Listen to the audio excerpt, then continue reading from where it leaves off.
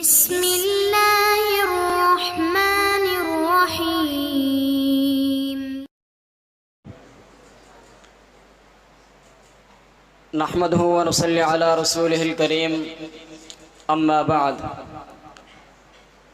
क़ाल अल्लाहु तबारक व तआला व इज़ा सअलक इबादी अन्नी फ़इन्नी क़रीब। क़ाल अल्लाहु तबारक व तआला वस्जुद वक़्तरिब। व क़ाल अन्नबिय्यु सल्लल्लाहु अलैहि वसल्लम अक़रबु मा यकूनुल अब्दु मिन रब्बिही व हुवा साजिदुन फ़अक्सिरु दुआ। रवाहु मुस्लिमुन। हज़रात गिरामी क़दर, अल्लाह ताला ने इस दुनिया में बेशुमार अम्बिया और रसूल अलैहिमुस्सलाम और कई किताबों और सहीफ़ों को सिर्फ़ इसलिए मबऊस और नाज़िल फरमाया ताकि लोग इनसे रहनुमाई हासिल करके और ज़्यादा से ज़्यादा नेक आमाल करके अल्लाह के करीब आने की कोशिश करें। और तमाम रसूलों की मेहनत का, दावत का मकसद और मिशन भी सिर्फ़ यही था कि लोग ज़्यादा से ज़्यादा अल्लाह के करीब आ जाएं।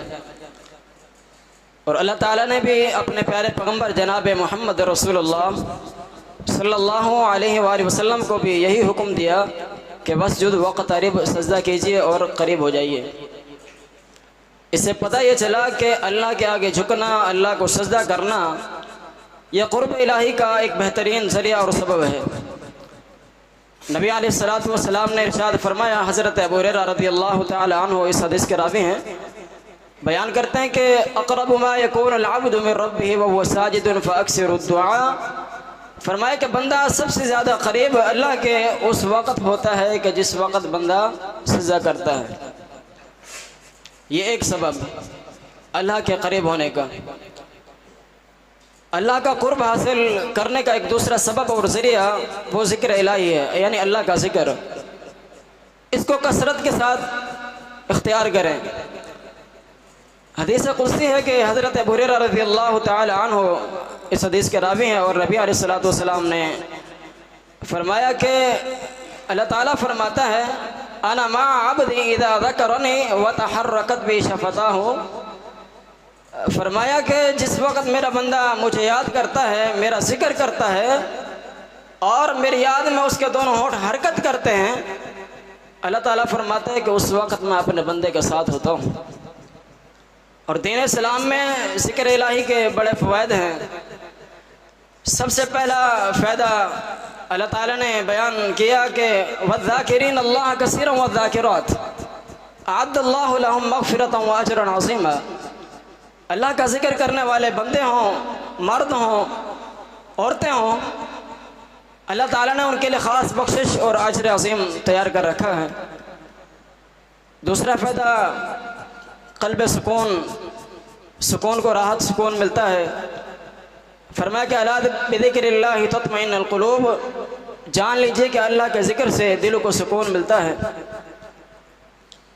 और याद रखिए कि जो शख्स अपने रब को याद करता है, नबी अलैहिस्सलातु वस्सलाम ने फरमाया, ऐसे इंसान की मिसाल जिंदा जैसी है। और जो बंदा अपने रब को याद नहीं करता, अपने रब का जिक्र नहीं करता, गोया कि ऐसे इंसान की मिसाल मुर्दा जैसी है।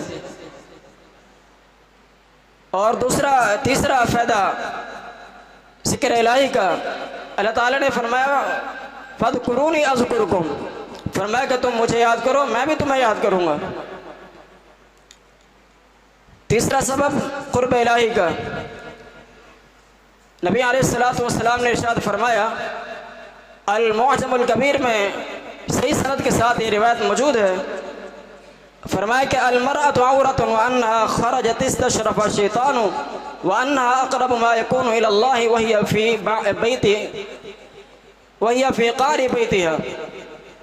फरमाया कि औरत जब घर से बाहर निकलती है तो शैतान उसका पीछा करता है, शैतान उसके पीछे लग जाता है। और अल्लाह के सबसे ज़्यादा करीब उस वक़्त होती है कि जब औरत घर के अंदर ठहरती है। तो ये एक नेक और शरीफा खातून और औरत के लिए इससे बड़ा क्या एहसास हो सकता है कि उसका घर में ठहरे रहना, घर में करार पकड़ना ही कुर्ब इलाही का एक बेहतरीन ज़रिया और सबब है। शायर मशरक़ अल्लामा इकबाल रहमहुल्लाह को किसी ने एक तकरीब पर दावत दी, फैमिली समेत उनको बुलाया गया, अहलिया समेत। जब वो उस तकरीब में पहुँचे तो वो अकेले पहुँचे, अकेले चले गए। मेज़बान पूछने लगे कि अल्लामा साहब आप अकेले आए हैं, हमने आपको फैमिली समेत दावत दी। अल्लामा साहब जवाब देते हैं कि मेरी अहलिया जो है वो बापर्दा है, वो पर्दा करती है, मैं उसे यहाँ कैसे लेके आ सकता हूँ।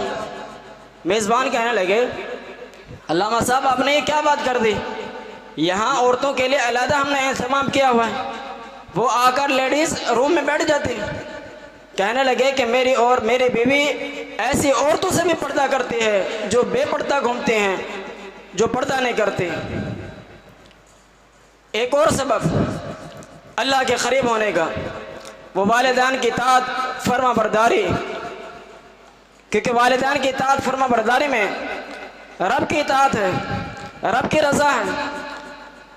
नबी अलैहिस्सलातु वस्सलाम के पास एक शख्स जिहाद के लिए आया, मुझे इजाज़त दीजिए, मैंने जिहाद के लिए जाना है।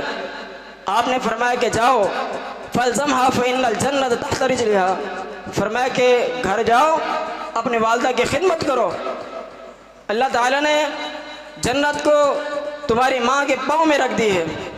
अल्लाह ताला से दुआ है कि अल्लाह ताला हम सबको कुरान और सुन्नत के मुताबिक ज़िंदगी बसर करने की तौफ़ीक़ अता फ़रमाए। वमा अलैना इल्लल बलाग।